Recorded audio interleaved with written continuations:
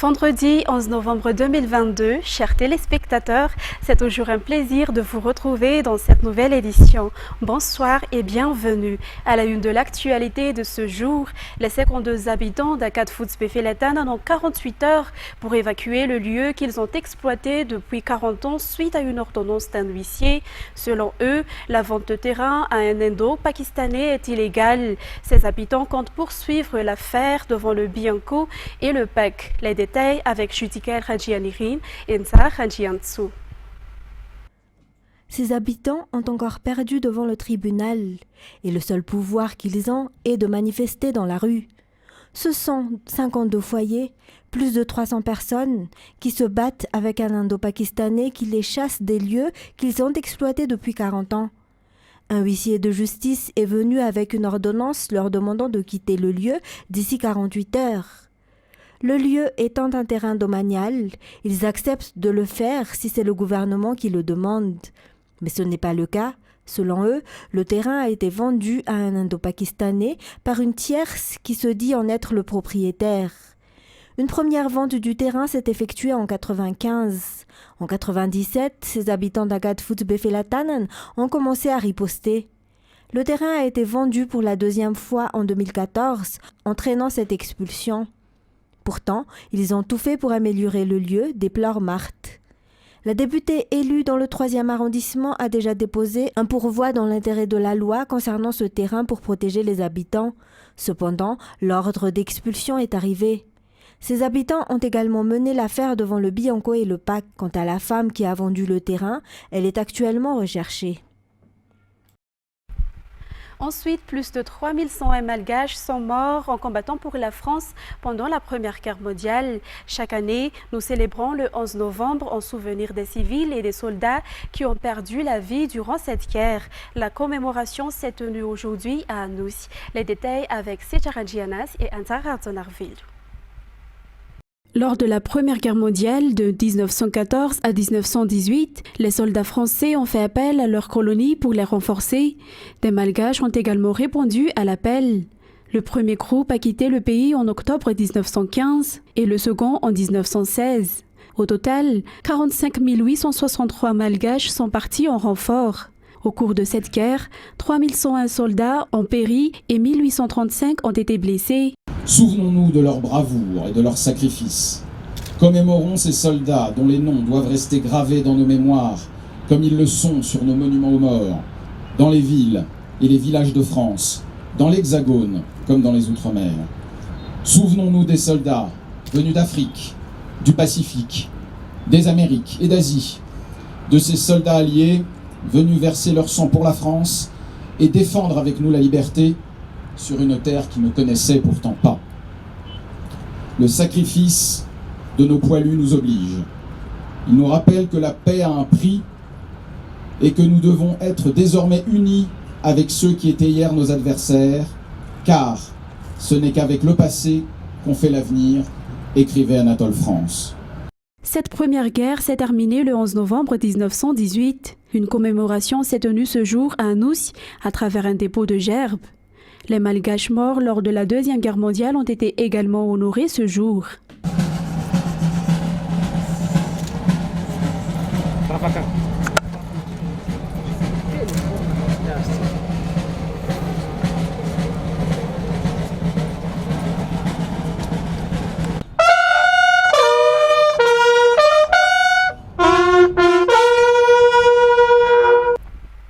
Et puis, les usagers de la Jirama restent insatisfaits des services qu'elle offre, une raison pour l'État de procéder à l'évaluation des dirigeants au sein de la Jirama, selon les rapports du ministère de l'Énergie et des Hydrocarbures et les responsables de la Jirama hier.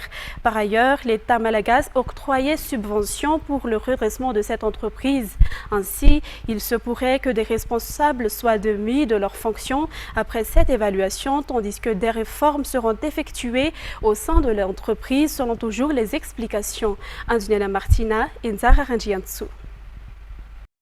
Le ministre de l'Énergie et des Hydrocarbures, avec les conseils d'administration de la Jirama, ont procédé depuis 5 jours à l'évaluation des directeurs et directeurs généraux au sein de cette entreprise publique. Ces derniers sont au nombre de 40. Ils ont 7 mois pour le redressement de la société. Le gouvernement malagasy a investi dans ce redressement alors que la production reste insatisfaisante. De plus, des usagers se plaignent encore de la qualité de service offert par la Jirama, souligne Roger Tsabout, membre du conseil d'administration de la Jirama. Le ministre Indra Marsan souligne que cette situation est intolérable. Cette évaluation a également permis de voir les méthodes de travail des responsables de la Jirama. Il se pourrait que cette évaluation soit achevée jusqu'à samedi prochain si on a estimé pouvoir le faire en 2 jours, souligne-t-il. Une réforme sera effectuée puisqu'on a même eu des remarques sur les contrats signés par ces responsables selon la déclaration de Sulo Djamanampsu, président du conseil d'administration de la Jirama.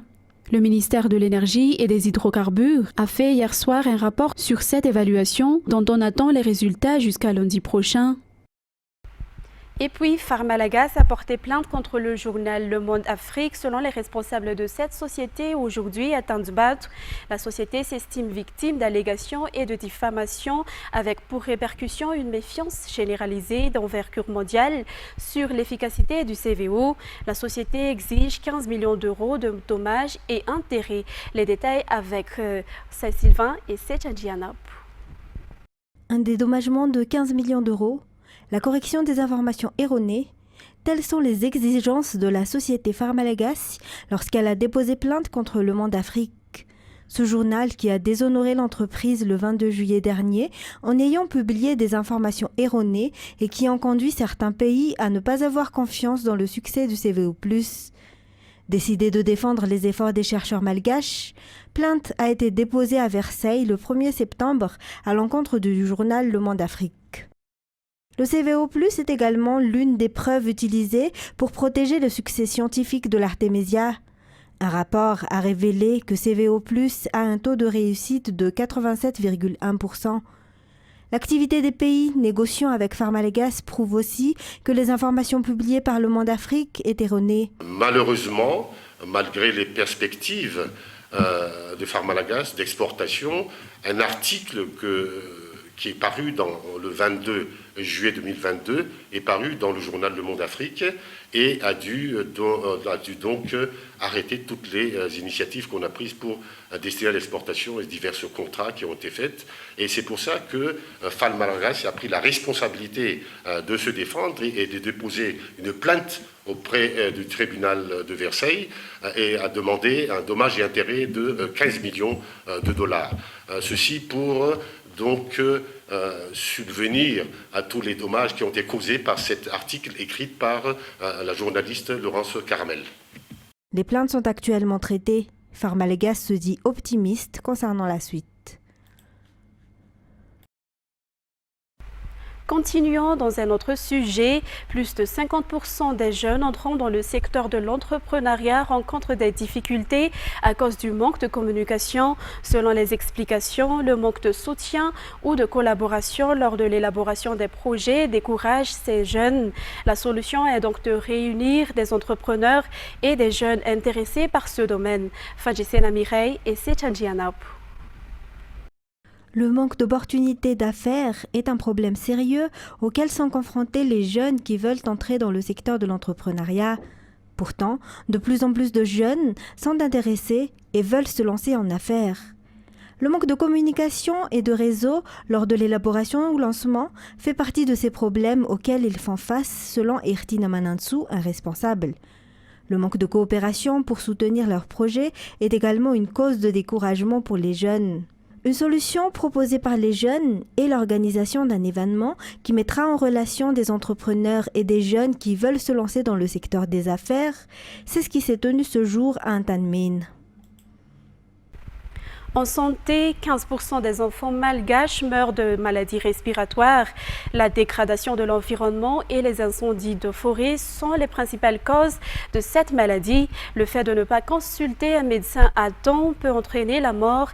Ruth Christelle et Sechandianab nous en disent plus. 15% des enfants malgaches de moins de 5 ans meurent de maladies respiratoires comme la bronchiolite et l'asthme, et seulement 43% des malades se rendent dans les centres de santé. La saison estivale est celle où ces maladies surviennent généralement. Cela commence par un rhume et des toux et peut entraîner une suffocation chez l'enfant. Cela peut entraîner la mort si elle n'est pas traitée à temps, explique le docteur Fid Barnien. L'air pollué, causé par la dégradation de l'environnement, la fumée générée par les voitures et les usines sont la cause de ces maladies, mais aussi l'augmentation du nombre de la population. Ainsi, le planning familial est une des solutions à long terme, à part le reboisement et l'arrêt des cultures sur brûlis, poursuit l'explication. En outre, il existe des moyens naturels de protéger l'enfant, tels que le lavage fréquent du nez avec du sérum, lui donner beaucoup d'eau et pratiquer une kinésie respiratoire. Après les maladies respiratoires, la diarrhée est la deuxième cause de décès chez les enfants de moins de 5 ans, suivie du paludisme. En ce qui concerne les actualités internationales, Emmanuel Macron a présidé vendredi à Paris la cérémonie de commémoration du 104e anniversaire de l'armistice de 1918 avant un déjeuner à l'Élysée avec des porte-travaux, commissaire de la flamme du soldat inconnu et président d'association d'anciens combattants. Les détails avec France 24.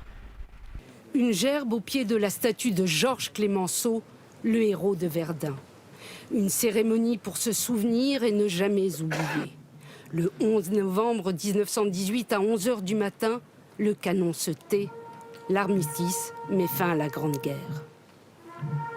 Cette journée de commémoration est aussi dédiée depuis 2012 aux combattants tués en opération extérieure durant l'année écoulée.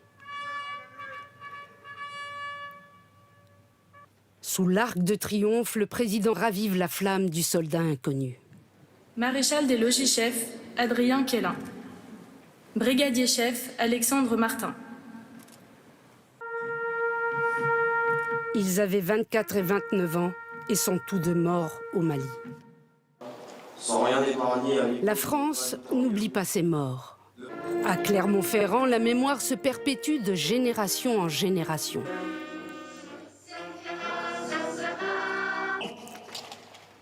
Partout en France, c'est près de 30 000 monuments aux morts, comme ici à Paris, devant le cimetière du Père-Lachaise, où sont inscrits les noms des 94 415 soldats parisiens tombés pour la France.